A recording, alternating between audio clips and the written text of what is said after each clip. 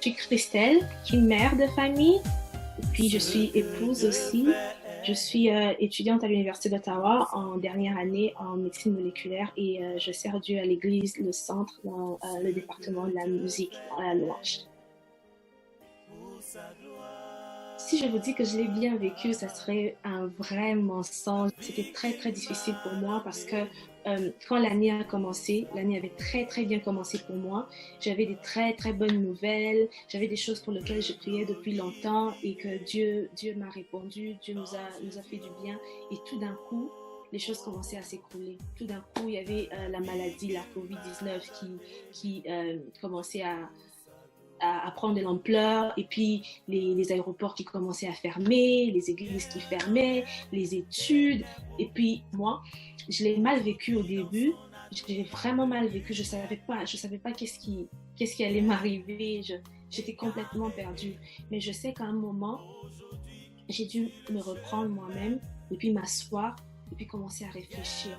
J'ai commencé à prier, c'est là que j'ai commencé à prier, et je me suis rendu compte que ce sont des moments où c'est vrai qu'on est tous confinés, c'est vrai que rien ne se fait dehors, il y a un chaos dehors, mais c'est un moment où Dieu nous appelle à rentrer au-dedans de nous et à le regarder lui, à avoir nos yeux fixés seulement vers lui.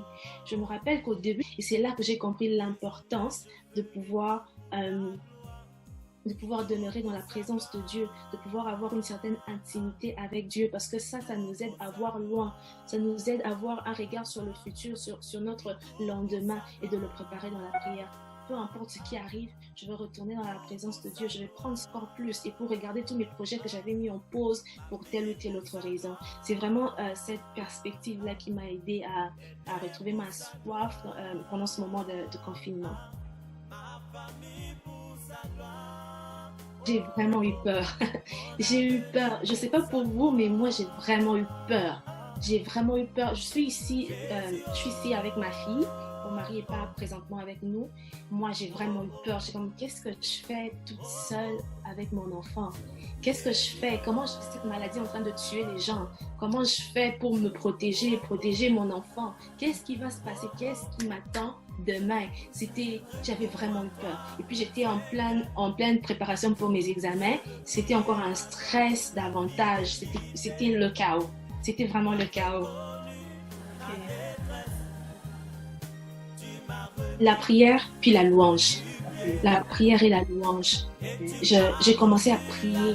Et quand je n'arrivais pas à prier, je commençais à louer. Je chante. Ça me rappelait la bonté de Dieu. Ça me rappelait la promesse de Dieu. Ça me rappelait que Dieu est fidèle. Même si nous ne voyons pas ce qui va arriver demain, Dieu, lui, il sait. Il a le contrôle de tout. Il a le contrôle de toutes choses. Il a le contrôle de notre lendemain. Et je suis sûre et certaine que ce qui nous arrive aujourd'hui, ce qui arrive au monde aujourd'hui, il y a un but pour ça. D'abord, c'est normal, mais rappelle-toi que la Bible dit la foi vient de ce que l'on entend, et ce que l'on entend vient de la parole de Dieu. Si tu as peur, ouvre ta Bible, prie, lis, médite ta Bible, rappelle-toi des promesses de Dieu. Tu verras que ça va aller et ça va contribuer à bâtir ta foi. Croire à l'invisible, c'est ça, c'est de croire à l'invisible, de croire aux choses. Quand tu regardes dans tes yeux, tu sais que ces choses-là ne sont pas là, ces choses-là n'existent pas encore, mais tu crois que Dieu va les appeler à l'existence. Oh, oh. Oh, oh.